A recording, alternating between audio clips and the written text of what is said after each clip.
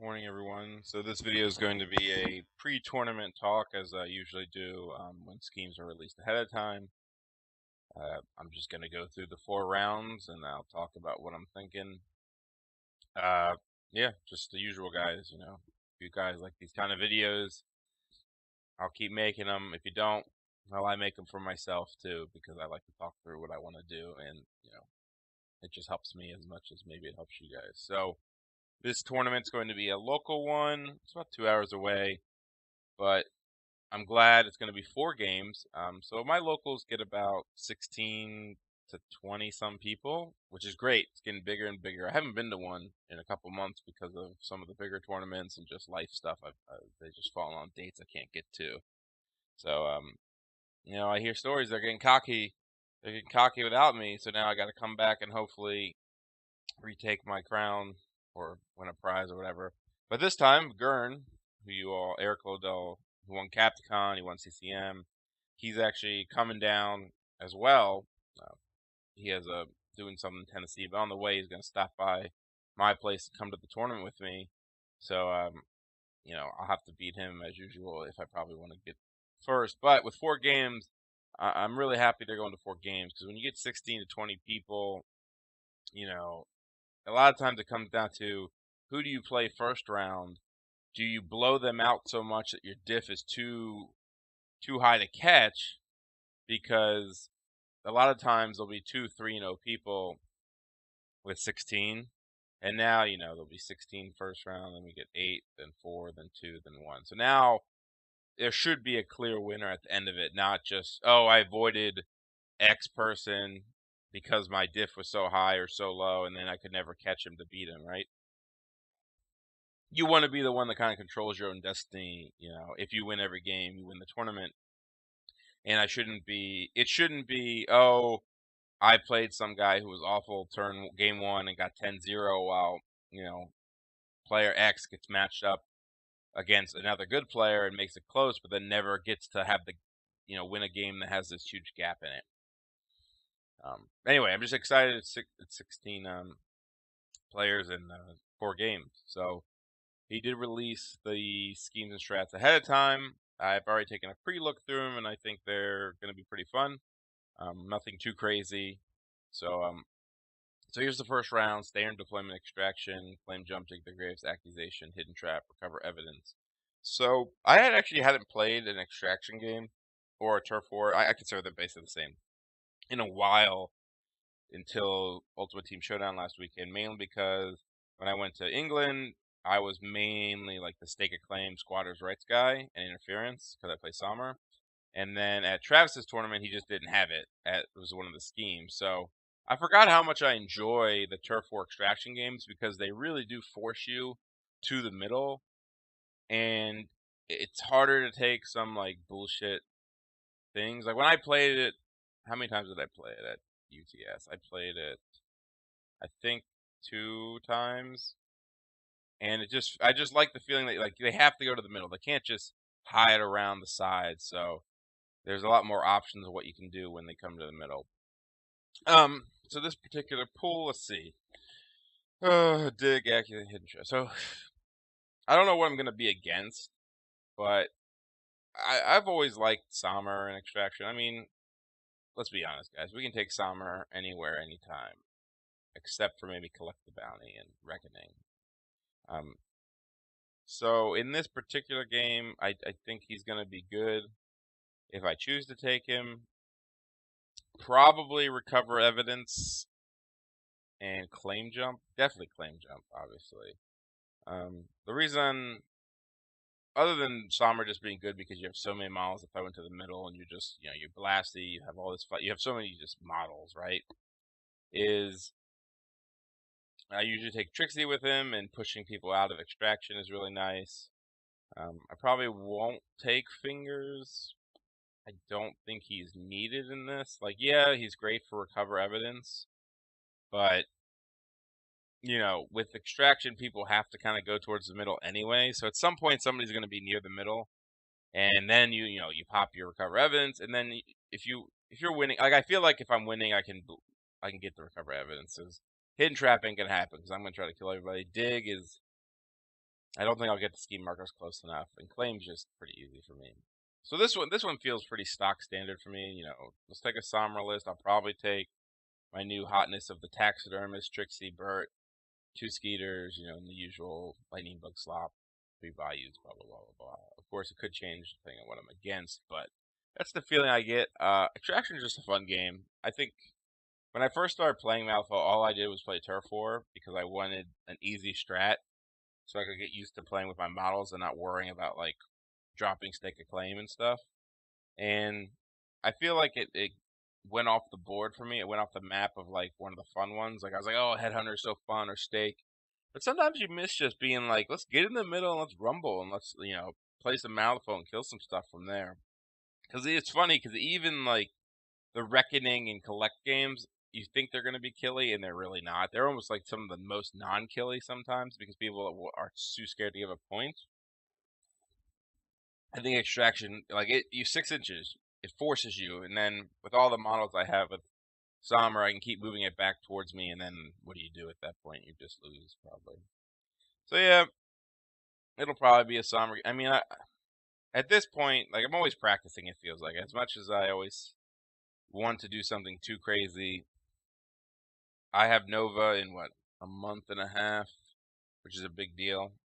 So I probably have 2 local events and then Nova, so this is where I pretty much gotta lock it down, lock down my masters, lock down my strategy. And while Sommer is obviously, I've been playing him a lot. Uh, you gotta keep. I mean, I just didn't just find out, but I just started trying like tax service and stuff, and I want to try that out some more. And then, so good for all the people around me that love Sommer. So that's round one. Should be nothing too special. The reason I'm going to take Recover Evidence because I think people have to come in the middle. Now, that could change depending on what the enemy is, but, I mean, fuck Hidden Trap. I'm not doing that. An accusation is, like, the worst. Now, somebody might try to do it to me, but it doesn't matter. Alright? And also, Sommer's good against Recover Evidence because I'll have so many models that, unless you pop it at, like, the perfect time, you might not get any near you, so it'll be really hard to get to them. So, yeah, that's round one. Alright, so round two, we have Flank Deployment Headhunter, Claim Jump Frame, Leave Your Mark, Hunting Party Setup. Alright, so this is an interesting pull. This is one I haven't thought of yet. It doesn't pop out to me. So Headhunter, I usually like Sommer. Zip is also good. Let me see. Alright, Leave Your Mark, Hunting Party Setup. So automatically Sommer becomes a liability in Hunting Party. Okay, so what do I normally say when I say hunt Headhunter? You don't have to do Headhunter, right? You don't have to do it. So of these schemes, you can do Claim Jump and Leave Your Mark without ever doing Headhunter and force your opponent to you. A big, not problem, but a big something to be aware of is if you deploy first, you'll probably have a harder time to pull off some random strategy. So if they deploy first and they kind of just go somewhere, and you can kind of commit your whole entire crew to one part of the L, which might make them very far away from you, which means that you can kind of do that, and you're so close to the edge at that point, you can kind of do that claim jump, leave your mark bullshit, without having to worry about them coming into you. That's kind of like my initial. I'll probably do leave your mark, claim jump, because you really do screw the opponent if you don't play with them, because there's a good chance they pick Hunting Party against Sommer or Frame. Like, it's really hard to pick Claim Jump and leave your mark against him, like, because of what he can do. And you still can play in the middle and like run to one side and just not kill anything from afar. Like, I think I could do this with any of my masters, to be fair. I think it'll come down to how I'm feeling and who I'm against. There might be a feel where I just want to use Zip or Wong, but I think leave your mark, claim jump with Sommer is just easy mode here. Kind of play defensive. Let him come to you, right? because they're that's the thing. They're probably gonna pick hunting party, maybe, because they're assuming you might come to them, right? So if you go to them and they have hunting party, then they get free heads, they get points. But if you stay back, they have to come to you. Right? For all you, who cares if you give a hunting party if they kill your Bayou Gremlin in the middle of your crew because you're going to pick up the head, right? And so it's a trade of points. That yeah, if they could somehow pull your Bayou to them, they could get it. But then you'll know they have it. Frame, just be smart. I mean, that's not too hard because I take a lot of enforcers that kill. Like Trixie and Sommer aren't going to like blow up. I mean, Sommer can obviously kill things. That's not the point.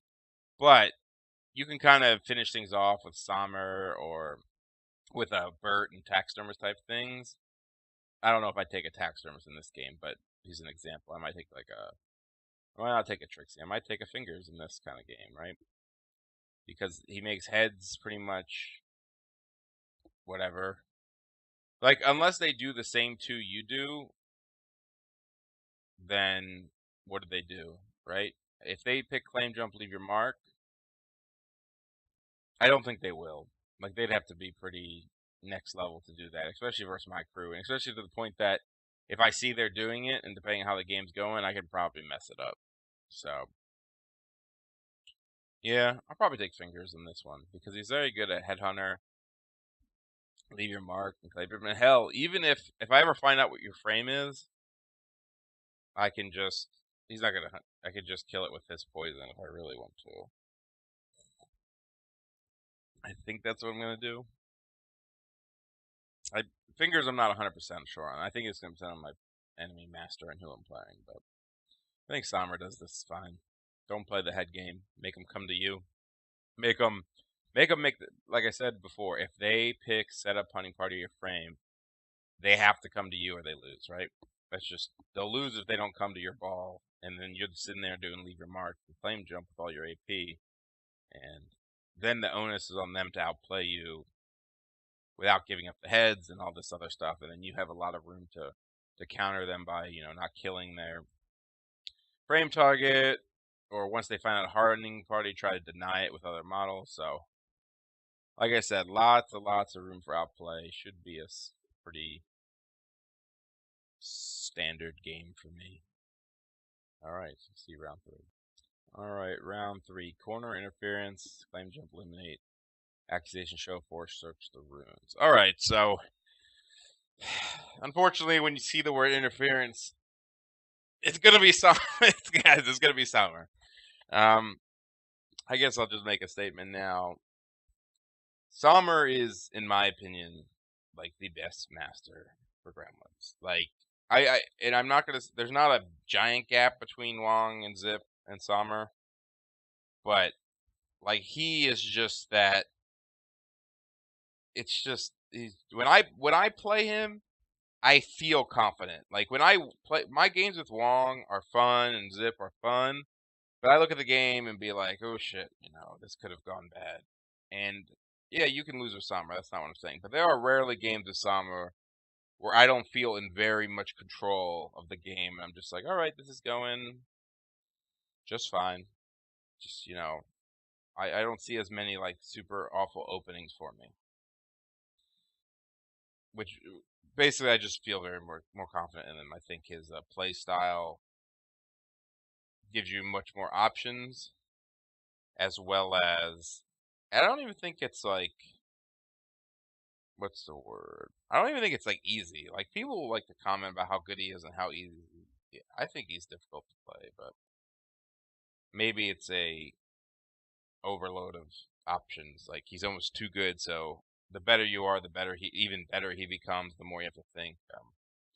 I've seen a lot of people mess him up, so whatever. Fuck the haters. But anyway, so it's gonna be Sommer's interference. It's corner, yeah. You start on the corner line, so let's eliminate the leadership. So claim jump is pretty much gonna be auto because it's just gonna be auto. Eliminate. So Sommer needs to stay alive. Shouldn't be hard in corner. Accusation blows. Show of force, search the runes. I want to say search the runes is going to be the play. Yeah, I think it's going to be search the runes. Now, corner interference is interesting because it's actually kind of difficult to outdo your opponent in the interference part. But what is he going to do? Right? Claim jump's very difficult for scrambles. Now, it could be a good summoning master, so I'm not saying it's an auto win, but claim jump I can do, and obviously I deny it very well. Eliminate's very hard versus summer. I don't know what master I'll be playing. Activation's hard. Probably show and search, or, search and. Like, show. Like, I might do show force. Like, I might do it. It depends on what I'm against. Because if I take something like Trixie, right? She can toe the line in the middle, and you just accept it. You just say, all right, Trixie's going to get me 3 points by standing here. She's going to fuck with everybody else around her by, shoving things away. And that's it, You take an upgrade on her, you maybe take 2. Like, maybe this is a game where you say, all right, Trixie, I'm going to give you Dirty Cheater and, Stilts or something. Something else that keeps her. And Stilts is not a good one because it's easy to get rid of it. I don't know. Maybe something that keeps her alive, right? And then she just pushes things away. I think I'll give myself the option to do show of force, depending on what kind of upgrades the enemy has. If they take some like beater that sits in the middle, then maybe I won't take Trixie with it. If it wasn't for interference, I think Wong would be really good at this pool because you have a Glenn McTavish sitting in the middle,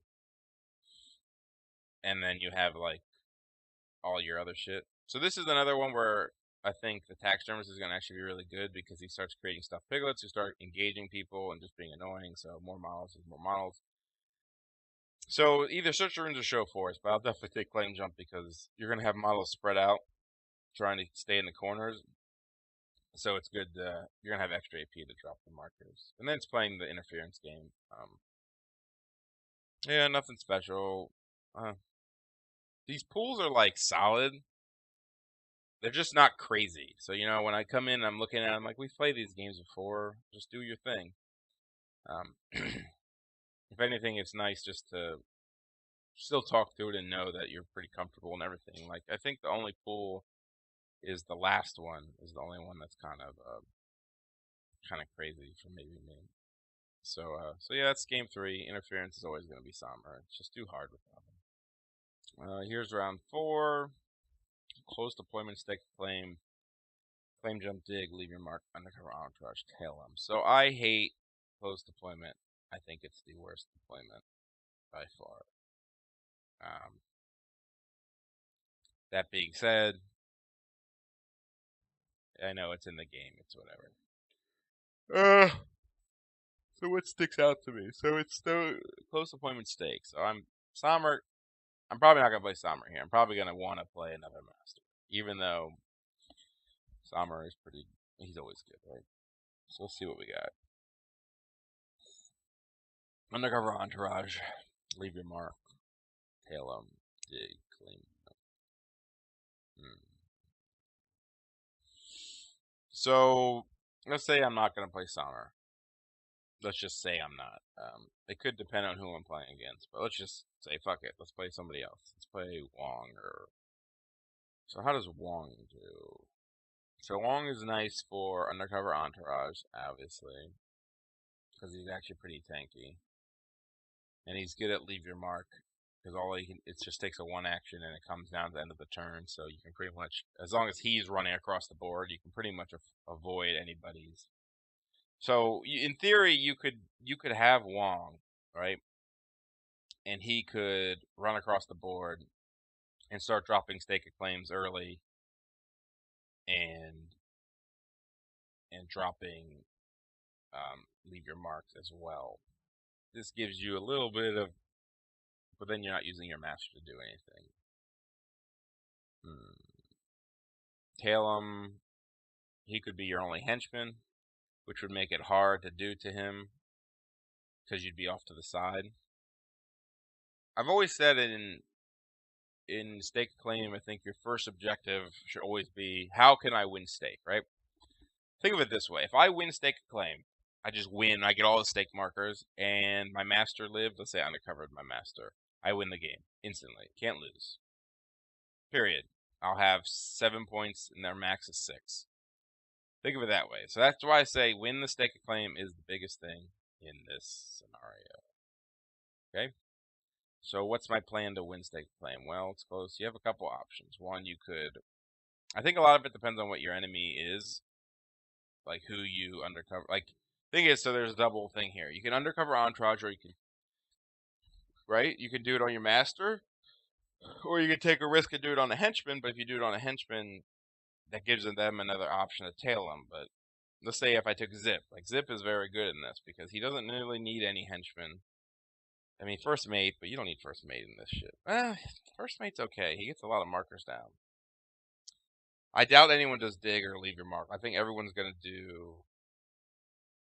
No, they might do leave your mark. I think everyone's going to do leave your mark, undercover Entourage, or tail him, is my guess. Because leave your mark just goes with stake a claim because you want to go deep. And undercover Entourage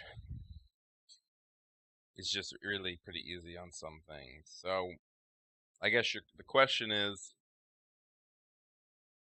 do you play defensive or offensive? Right? So if I took undercover Entourage, leave your mark, and I took first mate instead of Zip, and I said, all right, first mate, you're going to go to the back along with some other models, right? And Zip is going to go fuck up some people, you know, on my side. Because there's a point where, like, if Zip is standing near your models, it's 2 cards for a stake of claim. It's 2 models with 2 cards for leave your mark. It's 2 cards if you try to tail him, and he can get out of sight like pretty easy if he doesn't go first. So there's a lot of benefits, in my opinion, to Zip like going, and then like if he finds out who your undercover Entourage is, if you have it, he could just throw that your undercover Entourage. He denies leave your mark. He just throw your undercover Entourage like out of the deployment zone and try to kill it. Like, he is a great backline defense, I found. Like, he is just so obnoxious that the amount of resource you have to commit to stopping him from fucking with your schemes is more than... That's how I won one of my games at UTS, is I was like, all right, Zip, you're going into the middle of Reva, Emissary, Sue, and all these people, and your job is just to soak AP, jump around, stone for everything, and make it a living hell for them to get markers down. And he did, and then I ended up winning that way. I like that plan. I think that'll be a fun plan. I mean, I don't know who I'm going to be playing. It could be Gurn. It could just be fun from there, but I think a good Zip list where the rest of your crew is like a first mate for undercover Entourage, and then it's like lightning bugs and stuff piglets. Now, why stuff piglets? People are like, well, why stuff piglets? One, they're good at backline defense as well, right? There are 2 stone models that can run near people who do claim jump. Or I'm not claim jump, stake. So most 2 AP models obviously can't jump away. Now, you might play somebody who has jumps, but... So if you run a stuffed piglet next to them, they're all even if they walk away, they can't drop a stake marker. So you just keep annoying them by running near them. Like I said, they're not mandatory, but having 1 or 2 obviously is always good for activation control. And running across the board with them is fine. Would I take Earl Burns? Like, there's always something good about him, right? Because in close deployment, you can basically walk up Zip 1 time, drop Earl off on the line, and then actually come back. Or Zip could just fuck you up from the beginning, right? He could just run across the board. If you took an Iron Skeeter, Earl becomes better because the Iron Skeeter can potentially... He can lift Earl and another model with you across the board. So first turn, you could actually drop like a bunch of markers turn one. So let's say you had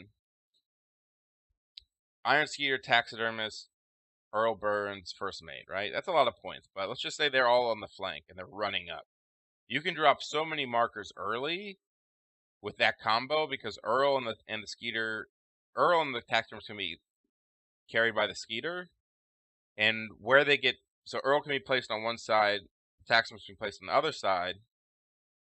Earl can drop a stake of claim on his side. Taxidermist can reckless walk to drop a stake of claim out of range of Earl's, and now every turn, the Skeeter can walk 12 inches and drop a scheme mark and drop a claim with Earl if needed, or can even walk once and actually get out of range of Earl's first one.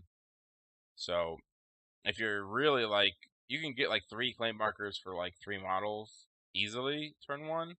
Now a lot of it always comes down to is the enemy going to contest you?